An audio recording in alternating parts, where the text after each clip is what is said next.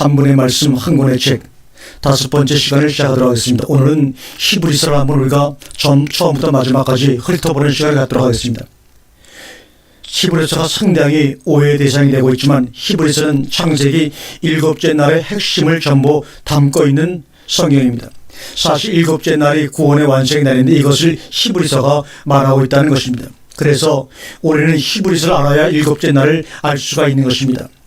사실은 창세기 1장을 천지창조로 알고 있기 때문에 히브리서가 무시를 당하고 있는 입장이지만 7째 날이 안식과 거룩의 날이면 안다면 히브리서를 인정하지 않을 수가 없습니다. 히브리서를 넘어가면 야고보서와 요한서신인데 히브리서적 삶을 산 사람들만이 야고보서의 믿음과 행위가 나타나고 그리고 요한서신의 사랑이 되고 계시록에서는 이김이 되는 것입니다. 성경은 그냥 순서를 정한 것이 아니라 이렇게 하나님의 복음의 뜻대로 순서가 정해져서 순차적으로 우리의 신앙이 넘어가는 것입니다. 히브리서를 넘으면 그때부터 왜 믿음이 삶이 되느냐? 우리가 하는 것이 아니라 살아있는 말씀이 그렇게 우리를 인도하시는 것입니다. 믿음과 삶의 일체성을 우리 스스로는 하지를 못합니다. 우리는 이미 율법에서 실패를 했고 그리고 살아있는 하나님의 말씀이 우리 속에서 역사할 때 믿음과 행함이 하나가 되어서 야고보의 사랑이 되는 것입니다. 즉 살아있는 믿음이 되는 것입니다. 말씀 곧 하나님은 사랑이시기 때문에 그래서 우리가 요한서신의 사랑의 사람이 되는 것입니다. 헬라어로 아가페토이라고 하는데 계시록에서 6번째 날의 축복인 다스림의 축복을 받는 사람들이 바로 이김의 사람들입니다. 결국 히브리서를 통과한 사람만이 행함과 사랑과 이김이 이루어진다는 것을 우리는 이해하고 넘어가야 됩니다. 히브리는 건너갔다는 것이고 이 세상을 이미 건너서 저 세상으로 간 사람들입니다. 히브리인들은 애굽을 떠나 가나안을 건너간 사람들이지만 지금은 7째 날에 들어간 사람들을 히브리인이라고 합니다. 히브리서는 저자가 분명치 않고 바울이 지었다고 하지만 바울의 문체가 아닙니다. 따라서 바울이 썼다고는 할 수 없고 히브리서는 사실상 작자 미사인 것이 더 정확한 겁니다. 왜냐하면 그때 당시의 분위기를 볼 때 만약에 구약을 히브리서적으로 해석한다면 유대인은 무너지고 말았을 것입니다. 그래서 작자가 있었다면 유대인들의 암살자들에 의해 아마 살해가 되었겠죠. 가장 큰 문제는 신약의 구약이 히브리서이기 때문에 구약을 이런 식으로 해석한다면 유대계 입장에서는 문제가 있습니다. 즉 율법 전체와 성막 제도 전체가 그림자대로 한다면 유대인은 헛것을 붙들고 있는 것인데 유대교가 가만히 있지를 않을 것입니다. 히브리서는 파격적으로 구약을 재해석한 성경이라고 볼 수 있지요. 마찬가지로 오늘날도 누가 기독교를 그렇게 폄하반한다면 가만히 놔두겠습니까? 우리가 구약을 어떻게 볼 것인가는 히브리서를 통해서 제대로 이해할 수가 있습니다. 히브리서는 구약을 이해하기 위해서도 반드시 마스터해야 할 과목이기도 합니다. 히브리서 1장과 4장을 개관하고 역으로 구약의 창세기를 재해석할 수 있는지 여러 번 한번 이번 시간에 경험을 해보시기 바랍니다. 성경에서 요한복음과 히브리서보다 중요한 것은 없습니다. 창세기를 빼놓고 말입니다. 이 두 서신을 연구를 하다 보면 성경을 다 알게 되고 다 풀어지게 되어 있습니다. 창세기에서 첫째 날, 둘째 날, 셋째 날, 넷째 날은 말씀드린 대로 서브 파트이고 5째 날 레페샤야 시대는 이미 끝났고 이제는 6째 날 시대 사람들이 7째 날에 들어갈 수 있느냐 하는 것이 문제인데 히브리서에서 바로 그것을 말씀하고 있는 것입니다. 히브리서는 완전히 6째 날 대상들을 향해서 이야기하고 있으며 7째 날 들어가는 사람들이 어떤 사람들인지 히브리서에서 확실히 알고 그런 사람들이 되어야 할 것입니다. 자, 그럼 히브리서 1장을 들어가 보겠습니다. 히브리서 1장 1절에서 3절입니다. 히브리서 1장 1절에서 옛적이라는 말과 마지막이라는 말이 나오죠. 옛적은 바로 구약시대를 말하고 있습니다. 조상들에게 말씀하셨고 선지자들을 통해서 말씀하셨습니다.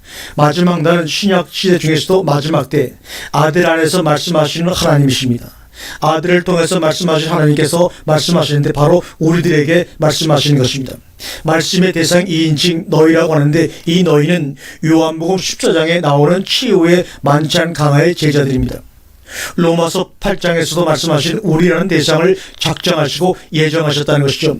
그 우리가 창세기 6째 날에 하나님의 형상의 사람들입니다.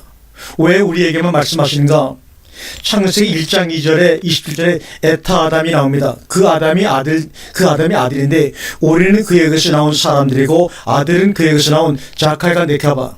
이거는 남자와 여자, 암수와 남녀를 라는 말입니다. 자칼과 네케바를 통해서 나온 오탐들에게, 우리들에게만 말씀하실 수밖에 없다는 것입니다. 이것이 바로 패밀리입니다. 그래서 예수님께서 그러셨죠.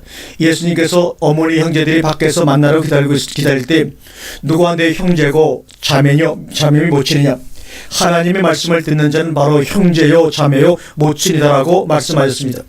하나님의 나라는 이 패밀리들이 들어가는 것입니다. 지금은 히브리 시대이며 마지막 시대에도 말세지 말인데 이때는 반드시 아들이 우리에게 말씀하시는 시대입니다. 이 아들이 누구냐? 히브리서 1장 2절에 이렇게 말합니다. 이 모든 날 마지막에 아들로 우리에게 말씀하셨으니 이 아들을 만유의 후사로 세우시고 또 저로 말미암아 모든 세계를 지으셨느니라. 만유의 후사입니다. 저로 말미암아 모든 세계를 지으셨습니다. 3절에 이는 하나님의 영광의 광채시요 그 본체의 형상이시라. 그의 능력의 말씀으로 만물을 붙드시며 죄를 정결케 하는 일을 하시고 높은 곳에 계신 위엄의 우편에 앉으셨느니라. 3절에서 그분은 하나님의 영광의 광채시요 본체 형상이신데 이 형상이 바로 창세기 1장 27절의 하나님의 형상입니다. 그분은 능력의 말씀으로 만물을 붙드시고 죄를 정결케 하시고 높은 곳에 계신 위엄의 우편에 앉아 계시는 요한복음에 오시는 그분입니다.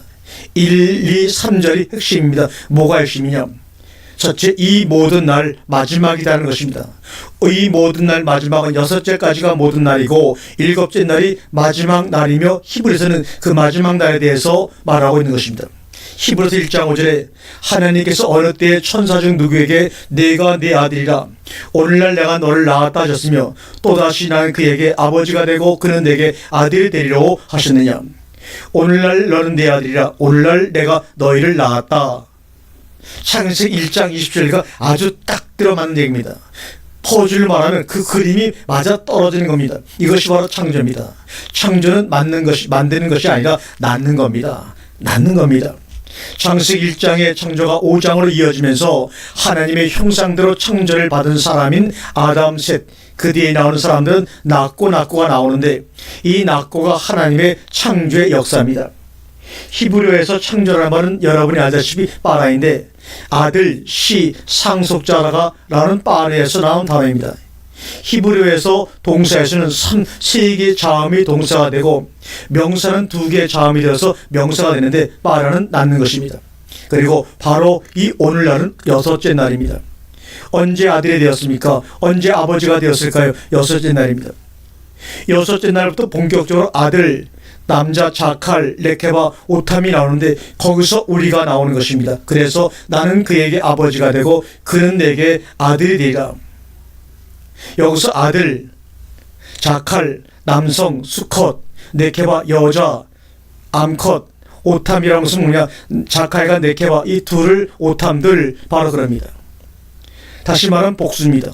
그래서 나는 그에게 아버지가 되고 그는 내게 아들이 되리라. 의심의 여지가 없죠. 지금 내 아버지 된 것이 사실이 아닙니까? 히브리서 1장 처음은 창세기 1장의 6째 날과 7째 날 이야기를 하고 있는 것을 마음속에 꼭 간직하시기 바랍니다. 옛적은 5째 날입니다. 아시겠습니까? 그러면 아브라함, 이삭, 야곱이 5째 날에 속한 사람이냐? 아닙니다. 그런 말이 아닙니다. 창세기 2장부터는 땅에 속한 사람의 형상이 나오고 창세기 5장부터는 창조에 속한 사람, 하늘에 속한 사람. 그래서 이 두 족보의 두 줄기가 나오면서 마태복음과 누가복음에서 아브라함 족보가 나오는 겁니다. 여기서 갈라지면서 이 모든 날 마지막에 아들로 인한 우리가 나오는데 이 계통이 히브리서까지 와 있는 것입니다. 이 흐름을 잊지 말자는 것입니다. 아들과 천사론, 그 다음에 여기서 아들과 천사론이 나오는데 아들은 상속자이고 천사들은 원어로 보면 바람, 즉 푸누마인데 불꽃 사역. 그래서 천사들은 2가지 사역을 합니다. 하나는 성령의 사역을, 하나는 불꽃 사역입니다. 그래서 마태복음 3장에서도 성령과 불로 세례를 주실 것이다 라는 말이 나오는 것입니다. 성령 세례와 불 세례는 다릅니다. 기도원 같은 데를 갔다가 와서는 나 불 세례 받았다 그러는데 불 세례를 받으면 큰일 납니다. 타작 마당을 정하게 하사 알고는 곳간에 들이고 쭉정이는 꺼지지 않는 불에 태우는 사역이 바로 이 천사들의 사역인데, 여러분의 불세를 받았다면 어떻게 되었을까요? 불에 타서 없어지고 말았을 것입니다.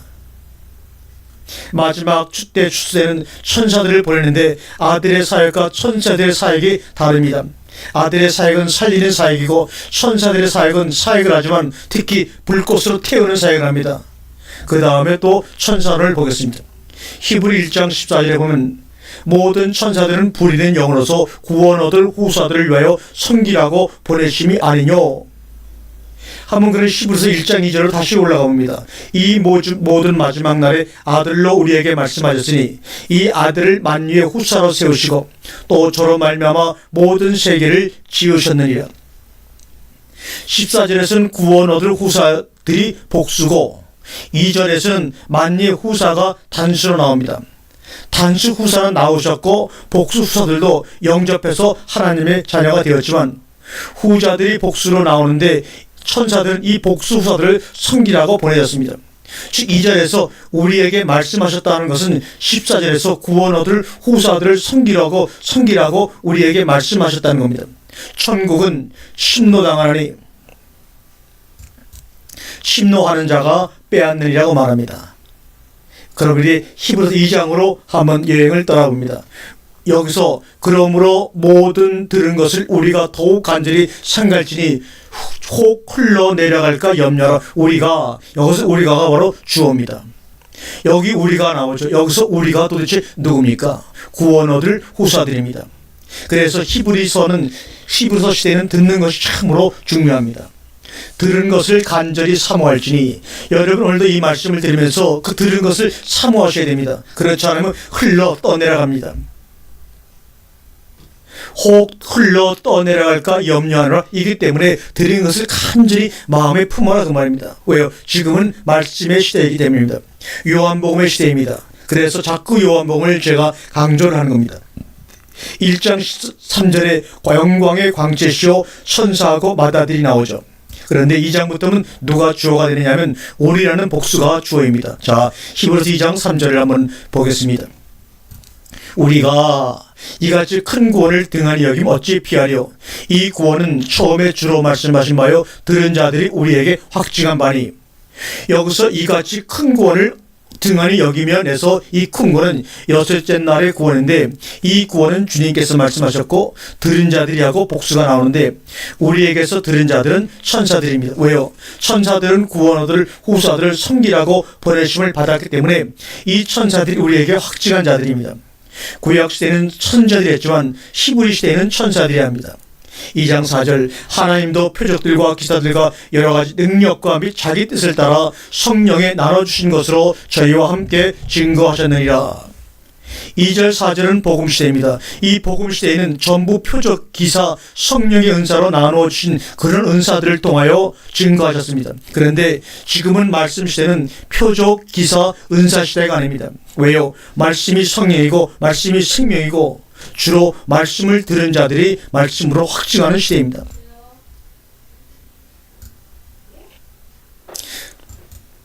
히브리서 2장 9절 오직 우리가 천사들보다 잠깐 동안 못하게 하심은 입은 자 곧 죽음의 고난으로 받으심으로 인하여 영광과 존귀로 관쓰신 예수를 보니 이를 행하심은 하나님의 은혜로 말미암아 모든 사람을 위하여 죽음을 맛보려 하심이라. 자, 여기서도 계속 우리가 나오죠.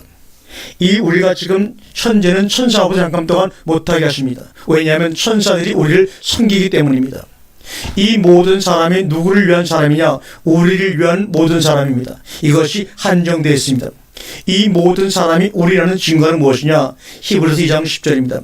만물이 인하고 만물이 말미암아 자에게는 많은 아들을 이끌어 영광에 들어가게 하신 이래 저희 구원의 주를 고난으로 말미암아 온전케 하심이 합당하다. 많은 아들이 나오는데 이것이 소위 다생자입니다. 독생자에서 예수 그리스도에게서 다생자가 나온 것입니다. 여기서는 전부 다생자 이야기만 나옵니다. 이 다생자 이야기는 마태, 마가, 누가복음에서는 나오지 아니합니다. 요한복음에만 나옵니다. 그를 영접하는 자에게는 하나님의 자녀가 되는 권세를 주셨으니 한정되어 있다는 것입니다. 저희 구원의 주를 해서 저희는 많은 아들의 저입니다. 2장 11절입니다. 거룩하게 하시는 자와 거룩함을 입은 자들이 다 하나에서 난지라. 그러므로 형제라 부르기를 부끄러워 아니하시고 거룩하게 하시는 자는 단수이고 거룩함을 입은 자들은 복수입니다. 이것이 다 하나에서 나왔다는 것입니다. 이것이 바로 창세기 1장 27절입니다. 에타 아담에서 자칼레케바가 나오고 자칼레케바에서 나온 것이 오탐 그것입니다. 창세기 1장에서 첫째 날부터 여섯째 날까지는 거룩이라는 말이 없습니다. 축복하신다는 말이 있을정정 그 거룩이라는 말은 일곱째 날부터 나오기 시작합니다. 그러니까 거룩하게 함을 입은 자들은 당연히 일곱째 날에 들어가는 것입니다. 요한복음 17장에서 저희를 진리로 거룩하게 하옵소서. 하나님의 말씀은 뭐라고요? 진리입니다. 그러므로 우리를 거룩하게 할 수 있는, 그래서 하나님의 나라에 들어갈 수 있는 것은 바로 하나님 말씀 외에는 없다는 것입니다. 왜요? 하나님 말씀 자체가 진리이기 때문입니다. 그 진리 말씀이 우리 속에 들어오니까 그로 인해서 우리도 거룩하게 되어지는 것입니다. 이제는 말씀으로 거룩하게 되는 시대를 살고 있는 진리 시대입니다. 이것이 바로 히브리서입니다. 1장은 독생자와 천사들의 이야기고 2장은 많은 아들, 즉 다생자들 나오는 그 시대를 말합니다. 거룩하게 하시는 자에서 거룩하게 함을 입은 자들입니다. 이들은 이제는 형제라고 합니다. 왜요? 이 하나는 하나님의 형상에서 나왔기 때문입니다. 자, 히브리서 2장 12절 봅니다. 이르시되 내가 주의 이름을 내 형제들에게 선포하고 내가 주를 교회 중에서 찬송하리라 하셨으며, 드디어 히브리서에서 교회라는 말이 나오는데 여기서는 형제교회가 나옵니다. 히브리서 교회는 복음시대 교회와는 다릅니다. 복음시대 교회는 능력 은사의 교회이고 히브리서 교회는 형제교회입니다. 주의 이름을 내 형제들에게, 이렇게 나오는 주의 이름을 내 형제들에게. 그래서 주님도 하늘들 안에 계신 아버지여 이름이 거룩히 여김을 받으시오며 라고 하셨습니다.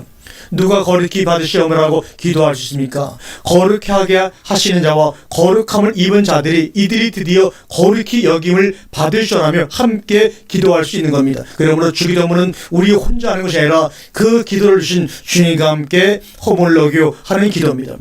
거룩한 자들이 거룩히 여김을 해줘야지 순깡패 같은 사람들이 거룩히 여김을 받으시오 한다고 거룩히 여기십니까? 아닙니다. 히브리서 2장 13절에 또다시 내가 그를 의지하리라 하시고 또다시 볼지어다 나와 및 하나님께서 내게 주신 자녀라 하셨으니, 하나님께서 나와 내게 주신 자녀라 구약의 말씀들이 이렇게 이루어집니다. 히브리서 2장 14절과 15절을 계속해서 읽습니다. 자녀들은 혈육에 함께 속하였으며 그도 또한 한 모양으로 혈육에 함께 속하심은 사망으로 말미암아 사망의 세력을 잡은 자 곧 마귀를 없이 하시며 또 죽기를 무수함을 일생에 매어 종로로 타는 모든 자를 놓아주게 하심이라. 여기서 모든 자들은 거룩하게 입은 자들을 말하고 있는 것입니다. 히브리서 2장 16절에 이는 실로 천사들을 붙들어 주려 하시 아니요 오직 아브라함의 자손들을 붙들어 주려 하심이라. 여기서 아브라함의 자손이 바로 약속의 자손이라는 것입니다. 이삭처럼 약속의 자녀가 자녀여야 한다는 것입니다. 창세기 1장 27절에서 약속하신 자녀들이 드디어 여기서 나옵니다. 아브라함은 바로 이것을 믿은 것입니다. 히브리서 2장 10절에 그러므로 저가 범사의 형제들과 지대심은 마땅하도다. 이는 하나님의 일에 자비하고 충성된 대제사장이 되어 백성의 죄를 구속하려 하심이라고 말합니다. 저가 범사의 형제들과 같이 됨이 마땅하도다. 여기서 백성 형제들이 누구냐 이 말입니다. 십자가 효력이라는 것은 히브리서적 입장에서 보면 극히 제한적입니다. 이들을 위한 것이다 그런 말입니다. 아무나 갖다 붙인다고 형제가 되는 것이 아닙니다. 형제님 한다고 형제가 되는 것이 아닙니다. 그래서 이 장은 다 다생자들 얘기입니다. 형제들의 이야기가 바로 히브리서 2장의 이야기입니다. 히브리서 2장 18절에 자기가 시험을 받아 고난을 당하셨은즉 시험받는 자들을 능히 도우시리라. 주기도문에서 우리를 시험에 들게 하지 마옵시고 왜 그렇게 기도해야 하는가? 주님께서 능히 시험에 든 자들을 건져 주실 수 있기 때문에 그렇게 기도하는 것입니다. 자, 이제 3장으로 여행을 또 떠납니다. 1절에 그러므로 함께 하늘의 부르심을 입은 거룩한 형제들아 우리가 믿는 도리의 사도시며 대제사장이신 예수를 깊이 생각하라. 하늘의 부르심을 입은 거룩한 형제들이란 말이 나옵니다. 드디어 여기서 거룩한 형제들이 나옵니다. 요한 1서에서는 아가페토이라고 합니다. 야고보서에서는 행함이 없는 믿음은 죽은 믿음이라 산 믿음을 이야기합니다. 3장 6절에 그리스도는 그 집에 그의 집 맡은 아들로 충성하였으니 우리가 소망의 담대함과 자랑을 끝까지 경고히 잡으면 그의 집이라. 그의 집이라. 요한복음에는 내가 너희 안에 너희가 내 안에 있기 때문에 집이라고 한 것입니다. 끝까지 경고히 잡으면 너희 집이라. 우리는 하나님의 성전이다 이 말입니다. 나 있는 곳에 너희도 있게 하리라. 내 아버지 집에 거할 것이 많도다. 계시록 21장과 22장에서 하나님의 성전은 진주로 만든 것이 아니고 보석으로 만든 것이 아니고 바로 이 사람들로 집을 만들어 내는 것입니다. 히브리서 3장 7절에 그러므로 성령이 이르신 바와 같이 오늘날 너희가 그의 음성을 듣거든 말합니다. 오늘날 너희가 그의 음성을 듣거든 진리시대는 성령이 말씀하시는 시대입니다. 계시록 7교회 성령들이 교회들에게 말씀하는 시대입니다. 성령이 교회들에게 한 말씀을 들을지어다. 이 성령이 말씀하시는 시대라는 것을 요한복음에서도 말씀하고 있습니다. 형제들아, 너희가 산과 홍 너희 중에 누가 믿지 아니하는 악심을 품고 살아계신 하나님에게서 떨어질까 염려할 것이요 오직 오늘이라는 일컫는 동안에 매일 피차 곤면하여 너희 중에 누구든지 제 유혹으로 강팍하게 됨을 면할지어다 말합니다. 오늘날이 언제냐? 말씀을 드렸죠. 여섯째 날에서 일곱째 날로 들어가는 그 순간이 바로 오늘입니다. 오늘 하욤, 세메르 이 단어는 너무나 중요한 단어입니다. 히브리어로는 하욤이고 헬라어로는 세메르라고 합니다. 오늘이란 말입니다. 히브리서 3장 19절 읽습니다. 이어보건대 저희가 믿지 아니함으로 능히 들어가지 못한 것이라. 광야에서 쓰러진 자들이 왜 못 들어갔나요? 믿지 않았기 때문입니다. 믿음은 들으면서 나는데 말씀을 믿어야 들어가는데 믿지 않음으로 못 들어간 것입니다. 지금은 말씀을 들어야 할 때입니다. 말씀을 들어야 믿고 믿어야 들어가는데 말씀을 듣지를 않아요. 그래서 지금 말씀을 들을 때 절대로 마음을 강박하게 하면 안 됩니다. 뭔가 따지려고 뭔가 끄집어내려고 하면서 들으면 안 됩니다. 히브리서 4장입니다. 1절에 그러므로 우리는 두려워할지니 그의 안식에 들어갈 약속이 남아있을지라도 너희 중에 영 미치지 못할 자가 있을까 함이라.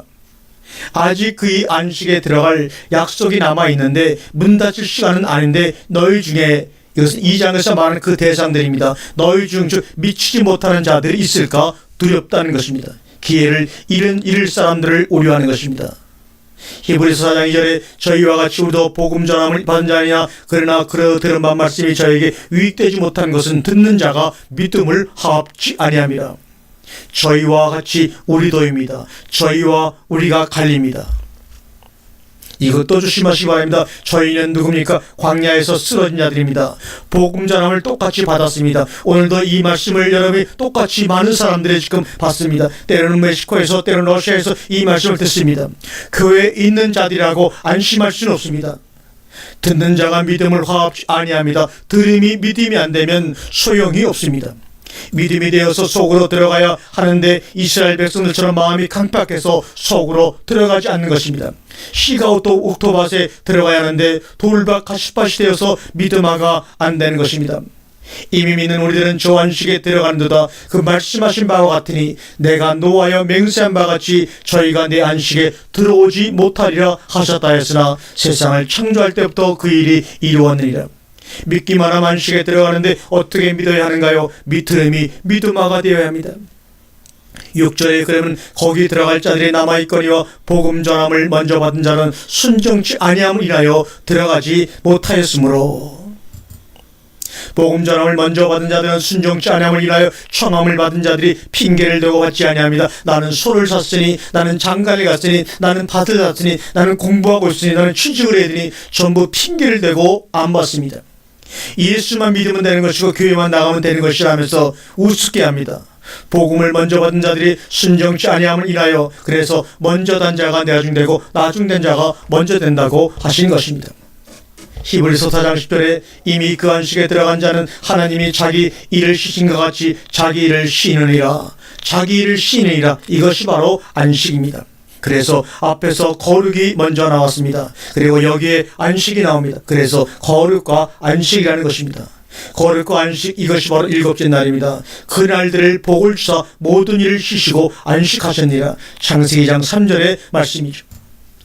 히브리서 4장 11절을 보겠습니다. 그러므로 우리가 저 안식에 들어가기 힘쓸지니 이는 누구든지 저 순종치 아니하는 본에 빠지지 않게 하려 함이라. 안식에 들어가기를 힘써야 합니다. 왜요? 순종치 않는 본에 빠지지 않기 위해서입니다. 핑계할 수가 없어요. 소절이 바뀌면 절과 절 사이에 동그라미가 있습니다. 이것은 소절이 안 바뀌고 연속되어진다는 말입니다. 그러면 4장 11절에 우리가 저 안식에 들어가기를 힘쓸지니 자기를 시신과 같이 시시죠. 자기 일을 쉬면 어떻게 됩니까? 그리고 12절로 넘어갑니다. 하나님의 말씀은 살았고 운동력이 있어 좌우에 날선 어떤 검보다도 예리하여 혼과 영과 및 관절과 골수를 찔러 쪼개기까지 하며 또 마음의 생각과 뜻을 감찰하나니. 살아있는 하나님의 말씀이 역사하기 시작합니다. 살아있는 하나님의 말씀이 역사하시니까 나는 일할 것이 없고 말씀이 역사하는 것입니다. 나하고 말씀하고 바꾸어지는 것입니다. 이제는 살아있는 하나님이 역사하시는 겁니다. 나의 할 일은 레마타 말씀 사역입니다. 그래서 요한복음에서 나의 하는 일을 저도 할 것이요 나도보다 더 큰 일을 할 것이라고 하신 것입니다. 수고하고 무거운 짐진 자들아 다 내게로 오라. 내가 너희를 쉬게 하리라. 운동력이란 말은 에네르곤 즉 내적인 역사를 말하는 것입니다. 속에서 역사하십니다. 말씀으로 하십니다. 살아있는 하나님의 말씀이 역사하십니다. 그래서 우리는 살아있는 하나님의 말씀의 자녀들입니다. 히브리서 4장 15절과 16절에 우리에게 대제사장은 우리의 약함을 치유하지 아니하는 자가 아니요 모든 일에 우리와 같이 시험을 받은 자로되 죄인은 없으시니라. 그럼 우리가 긍휼하심을 받고 때를 따라 돕는 은혜를 얻기 위하여 은혜의 보좌 앞에 담대히 나아갈 것이다. 은혜의 보좌 앞에 담대히 나아갈 것이라. 나는 길이요 진리요 생명이니 나로 말미암지 않고는 아버지 앞에 나아갈 자가 없느니라. 그런데 이제는 나아갈 수가 있어요. 어린 양을 따라가는 자는 계시록 14장에 나아갑니다. 시온산으로 나아갑니다. 긍휼하심을 받고 때를 따라 돕는 은혜를 얻는 방법은 그 길밖에 없습니다. 때를 따라 돕는 은혜가 뭡니까? 우리에게는 진리의 성령이 필요합니다. 아버지 앞에는 이것으로 가는 것입니다. 이것이 바로 사장입니다. 히브리서 5장으로 넘어가 보겠습니다. 거기에는 대제사장이 나옵니다. 대제사장이 아론의 계통에서 멜기세덱의 반차로 넘어가는 것을 말하고 있습니다. 우리가 8절부터 10절까지 읽습니다. 그가 아들이시라도 받으신 고난으로 순종함을 배워서 온전하게 되었은즉 자기를 순종하는 모든 자에게 영원한 구원의 근원이 되시고 하나님께 멜기세덱의 반차를 쫓은 대제사장이라 칭하심을 받았느니라. 지금까지는 아론의 반차로 레위 지파였습니다. 그런데 이제는 멜기세덱의 반차가 시작이 됩니다. 멜기세덱이란 뜻은 의와 평강이라는 말입니다. 5장 12절에 때가 오래므로 너희가 마땅히 승생이 될 터인데 너희가 다시 하나님의 말씀에 초보가 무엇인지 누구에게 가르침을 받아야 할 것이니 젖이나 먹고 단단한 식물을 못 먹을 자가 되었도다. 이것이 바로 문제라는 것입니다. 그래서 로마서 히브리서를 이해를 못합니다. 단단한 식물을 이해를 못합니다. 의의 말씀, 단단한 식물이 무엇인가? 항상 창세기 1장에서 성경을 풀라고 했습니다. 1장 29절 봅니다. 하나님이 가라사대 내가 온 지면에 씨 맺는 모든 채소와 씨 가진 열매 맺는 모든 나무를 너희에게 주노니 너희 식물이 되리라. 단단한 식물, 이는 열매 양식, 열매 식물을 먹어야 한다는 말입니다. 단단한 식물은 장성한 자의 것이니 해서 장성한 자는 여섯째 날에 하나님의 사람들입니다. 선악을 알면 안 됩니다. 분별을 해야 합니다. 선악은 하나입니다. 둘은 붙어 있습니다. 따라서 선악은 분별해야 하는 것이지 아는 것이 아닙니다. 누가 얼마나 선하냐 누가 얼마나 악하냐 자기 마음대로 아닙니까? 법이라는 것은 전부 그런 것입니다. 법은 강한 자들의 편입니다. 5장은 대제사장의 장입니다. 대제사장이 바뀝니다. 아론의 반차에서 멜기세덱의 반차로 바뀌는 것입니다. 그러면 6장으로 넘어가 보겠습니다. 6장 1절과 2절입니다. 그러므로 우리가 그리스도의 도의 초를 버리고 죽은 행실을 회개함과 하나님께 대한 신앙과 세례들과 안수와 죽은 자들의 부활과 영원한 심판에 관한 터를 다시는 닦지 말고 완전한 대로 나아가라. 그리스도의 도의 초보를 버리라. 이건 뒤에 있는 죽은 행실을 회개하고 가로 열고 2장에 완전한 대로 나아갈지라 즉 가로를 묶어야 합니다. 초대교회 때 그리스도의 도의 초보가 무엇인가? 단단한 식물은 장성한 자의 것이니 장성한 자가 누굽니까? 이것이 바로 완전한 대로 나아갈 자들입니다. 완전한 데가 그럼 뭡니까? 아버지의 온전하신 같이 너희도 온전하라 이 말입니다. 거룩과 안식이 온전하심입니다. 하나님이 허락하시면 우리가 이것을 할 수 있습니다. 이들이 거룩과 안식의 일곱째 날에 하나님의 사람들입니다. 그러면 그리스도 도의 초벌을 버리라는 도의 초벌은 무엇입니까? 사실 히브리서 6장은 삽입구입니다. 도의 초보 때문에 6장이 중간에 삽입이 된 것입니다. 한번 그리스도의 도의 초가 무엇인지 함께 살펴보겠습니다. 첫 번째, 죽은 행실을 회개함입니다. 월화수목금토 일은 죽어라고, 토일까지는 죽어라고 죄짓고 주일날 교회 와서 주여 나는 죄인이소이다. 죄짓고 회개하는 것을 반복하는 것, 이것이 바로 죽은 행실을 회개하는 것입니다. 그러니까 주일날마다 예수는 십자가에 죽는 것입니다. 이래서는 안 된다는 것입니다. 그것이 바로 초보의 첫째입니다. 두 번째, 하나님께 대한 신앙입니다. 사도신경이 이렇게 있습니다. 전능하사 천지를 만드신 하나님 아버지를 내가 믿사며, 그런 하나님을 믿는다고 달라집니까? 이것도 버려야 합니다.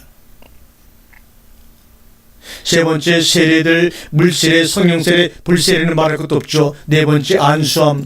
다섯 번째, 죽은 자의 부활. 이것이 바로 마르다의 신앙이었습니다. 마지막 날 부활 때는 다시 살 줄을 믿나이다. 이것이 바로 죽은 자의 부활을 믿는 초보의 신앙입니다.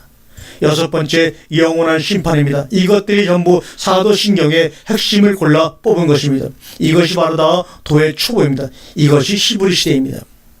히브리서 6장 4절과 6절을 한번 봅니다. 한 번 비춤을 얻고 하늘의 은사를 맛보고 성령에 참여한 바 되고 하나님의 선한 말씀과 내세의 능력을 맛보고 타락한 자들은 다시 새롭게 하여 회개케 할 수 없나니 이는 자기가 하나님의 아들을 다시 십자가에 못 박아 현저히 욕을 보임이라고 말합니다. 타락한 자들은 다시 새롭게 하여 회개할 수가 없나니, 그렇습니다. 죽음은 두 번 죽을 수는 없는 것입니다. 히브리서 6장 7절에 땅이 그 위에 자재 비를 흡수하여 밭가는 자들의 쓰기에 합당한 채소를 내면 하나님께 복을 받고, 만일 가시와 엉겅퀴를 내면 버림을 당하고 저주함에 가까워 그 마지막을 불사람이라. 밭가는 자들이 쓰기에 합당한 채소를 내면, 이것이 바로 뭡니까? 창세기 29절과 30절의 말씀이죠. 만일 가시와 엉겅퀴를 내면 그것은 바로 3장입니다.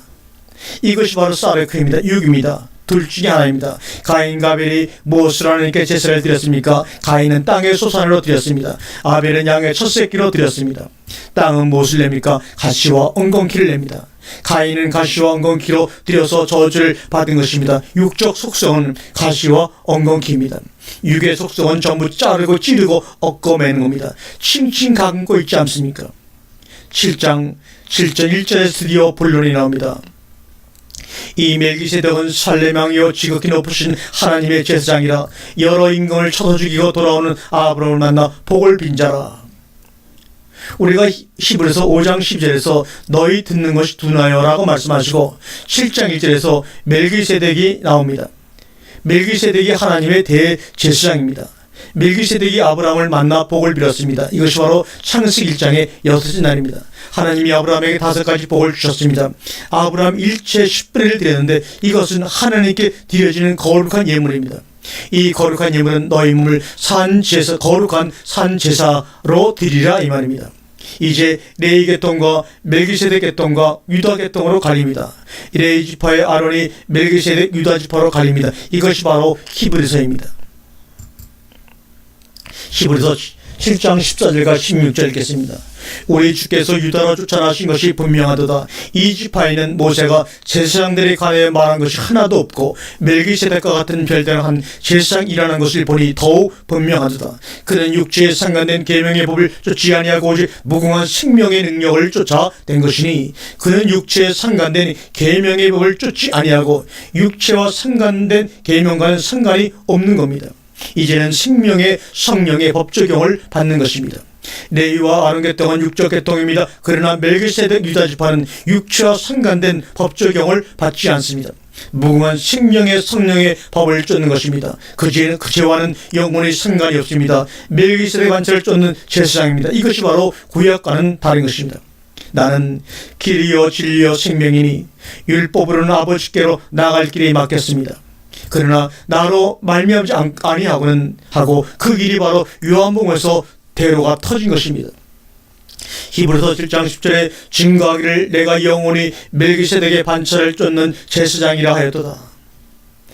25절에 그러므로 자기를 신유고 하나님께 나아가는 자를 온전히 구원할 수가 있으니 이는 그가 항상 살아서 저희를 간구하십니다. 이제는 자기를 신유고 하나님께 나아가는 자들입니다. 저희는 누굽니까? 2장부터 나오는 저희인 그들을 위하여 간구하십니다. 이것이 바로 요한복음 17장의 중보 기도입니다. 히브리서 7장 26절입니다. 이러한 대제사장은 우리에게 합당하니 거룩하고 악이 없고 더러움이 없고 죄인에게서 떠나 계시고 하늘보다 높이 되신 자라. 하늘보다 높이 되신 자라 말 무슨 말입니까? 하늘보다 높이 되신 자라. 궁창 위에 물과 이 말입니다. 히브리서 7장 27절에 저 대제사장들이 먼저 자기 죄를 위하여 하고 다음 백성들의 죄를 위하여 날마다 제사를 드리는 것과 같이 할 필요가 없으니 이는 저가 단번에 자기를 드려 이루셨습니다. 이제는 날마다 속죄할 필요가 없습니다. 왜요? 저가 단번에 제사를 드려버렸기 때문입니다. 28절에 율법은 약점을 가진 사람들을 제사장으로 세웠거니와 율법 위에 하신 맹세의 말씀은 영원히 온전케 되신 아들을 세우셨느니라. 아들을 세우셨다는 겁니다. 자, 이제 8절로 넘어가 봅니다. 8장 7절과 10장까지는 뭡니까? 장막론이 나옵니다. 장막, 성소, 기물 등이 나옵니다. 한번 7절과 10절까지 읽겠습니다. 저 첫 언약이 무효하였더면 둘째 것을 요구할 일이 없었으려니와 저희를 허물하여 일렀을 때 주께서 가라사대 때 볼지어다 날이 이르리니 내가 이스라엘 집과 유다 집으로 세울 새 언약을 세우리라. 또 주께서 가라사대 내가 저희 열조들의 손을 잡고 애굽 땅에서 인도하여 내던 날에 저희와 세운 언약과 같이 아니하도다. 저희는 내 언약에 내 머물러 있지 아니하므로 내가 저희를 돌아보지 아니하였노라. 또 주께서 가라사대 그날 후에 내가 이스라엘 집으로 세울 언약이 이것이니 내 법을 저희 생각 속에 두고 저희 마음에 이것을 기록하리라. 나는 저희에게 하나님이 되고 저희는 내게 백성이 되리라. 아니하도다 아니하였느니라. 내 법을 저희 생각에 두고 나는 저희에게 하나님이 되고 저희는 내 백성이 되리라. 이것이 누구인가? 11절에 보니까 또 각각 자기 나라 사람과 각각 자기 형제를 가르쳐 이르기를 주를 알라 하지 아니할 것은 저희가 작은 자로부터 큰 자까지 다 나를 알민이라고 말합니다. 영생은 유일하신 참 하나님과 그의 아들 예수 그리스도를 아는 것입니다. 영생이 있는데 하나님을 알아라 할 필요가 있는가 생각을 하시겠지만 내가 저희 불의를 긍휼히 여기시고 저희 죄를 다시 기억하지 아니하리라 하셨느니라. 죄인은 이제 끝났습니다. 더 이상 죄에 대해서 말씀할 필요가 없습니다. 십자가를 내려놨습니다.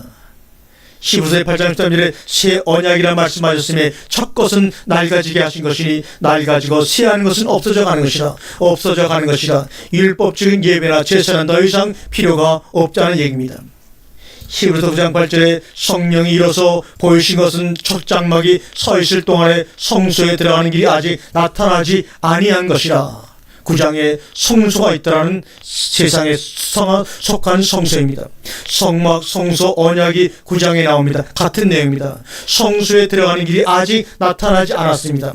성소에 들어가는 길은 요한복음입니다. 그래서 요한복음을 모든 성경에 적용을 해야 합니다. 이 장막은 현재까지의 비운이 대역할 때까지 맡겨둔 것입니다.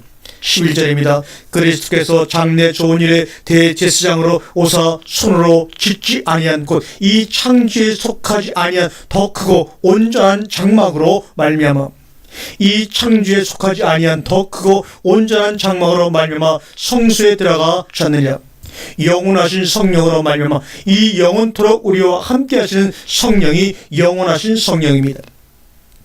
9장 15절에 이를 인하여 그는 새 언약의 중본이 이는 첫 언약 때 범한 죄를 속하려고 죽으사 부르심을 입은 자로 하여금 영원한 기업의 약속을 얻게 하려 하심이라고 말하고 있습니다. 영원한 기업의 약속이 무엇입니까? 천국이 저희 것이며 이해가 되시는지요? 10장 1절에 율법은 장차 오는 좋은 일의 그림자요 참 형상이 아니므로 해마다 늘 드리는 바 같은 제사로 나오는 자들을 언제든지 온전케 할 수 없느니라. 여기서 우리가 조심할 것은 율법은 장차 오실 것의 그림자요 참 형상이 아니다는 사실입니다. 참 형상은 여섯째 날이시고 그리스도이십니다. 그리스도가 언제 오십니까? 그 그리스도는 요한복음 시대에 우리에게 오십니다. 10장 2절입니다. 그렇지 아니하면 섬기는 자들이 단번에 정결케 되어 다시 죄를 깨닫는 일이 없으리니 어찌 드린 일을 그치지 아니하였으리요. 정결케 되었으면 다시는 죄를 깨닫는 일이 없어야 합니다.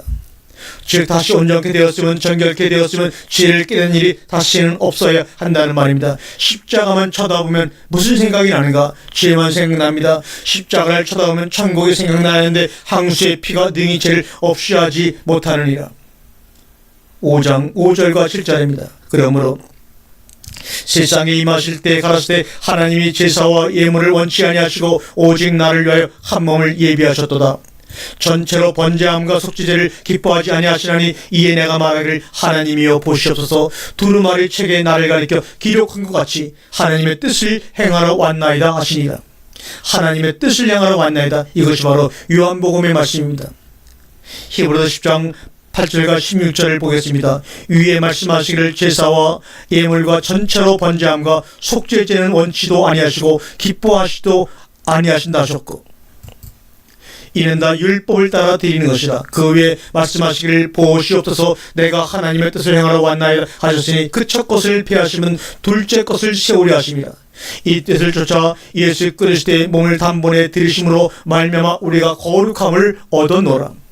제사장마다 매일 서서 섬기며 자주 같은 제사를 드리되 이 제사는 언제든 죄를 없게 하지 못하거니와 오직 그리스도는 죄를 위하여 한 영원한 제사를 드리시고 하나님 우편에 앉으사 그 위에 자기 원수들로 자기 발등상이 되게 하실 때까지 기다리시나니 저거 한 제물로 거룩하게 된 자들을 영원히 온전케 하셨느니라. 또한 성령이 우리에게 증거하시되 주께서 가라사대 그날 후로는 저희와 세울 언약이 이것이라 하시고 내 법을 저희의 마음에 두고 저희 생각에 기록하리라 하시니 한 제물로 온전케 된 자들을 영원히 거룩하게 하셨다고 선포합니다. 이것이 바로 새 언약입니다. 내 법을 저희 생각 속에, 그러니까 성경을 머릿속에, 마음속에 집어넣어야 합니다. 이것이 바로 새 언약입니다. 히브리서 10장 10절과 18절에 또 저희 죄와 저희 불법을 내가 다시 기억하지 아니하리라 하셨으니 이것을 사하셨은즉 다시 죄를 위하여 제사 드릴 것이 없느니라. 다시 제사를 드릴 필요가 없어요. 히브리서 10장 36절과 38절에 너희에게 인내가 필요하면 너희가 하나님의 뜻을 행하는 후에 약속을 받기 위함이라. 잠시 잠깐 후면 오실 이가 오시니 지체하지 아니하시리라. 오직 나의 의인은 믿음으로 말미암아 살리라. 또한 뒤로 물러가면 내 마음이 저를 기뻐하지 아니하리라 하셨느니라. 로마서 1장 17절에 들음에는 하나님의 의가 나타나서 이 믿음은 로마서 8장의 믿음입니다. 히브리서 11장 39절에 이 사람들이 다 믿음으로 말미암아 증거를 받았으나 약속을 받지 못하였으니 믿음은 바라는 것들의 약속인데 저들의 증거를 받았으나 약속을 받지 못했던 것입니다. 약속은 새 언약입니다. 그러니까 이 사람들은 새 언약의 약속은 받지 못한 것입니다. 증거는 받았는데 히브리서 11장 40절에 이는 하나님이 우리를 위하여 더 좋은 것을 예비하셨은즉 우리가 아니면 저희로 온전함을 이루지 못하게 하려 하심이라. 그러면 새 언약을 받은 자는 누굽니까? 바로 우리입니다. 새 언약을 받은 우리가 아니면 저희도 11장의 믿음의 조상들도 온전함을 얻지 못한다는 것입니다. 이 얼마나 엄청난 축복입니까? 그러니까 우리는 어떻게 해야 됩니까? 온전케 하신 이를 바라보고 뛰어야 합니다. 이것이 바로 히브리서입니다. 건너온 자들은 뛰는 자들이 되어야 합니다. 가만히 있을 수가 없습니다. 11장의 믿음의 조상들은 다 우리를 쳐다보고 있기 때문이며 우리는 마지막 바톤을 이어받은 주자이기 때문에 뛰고 뛰어야 합니다. 내 구원보다는 믿음의 조상들을 위하여 뛰어야 합니다. 할렐루야. 아멘.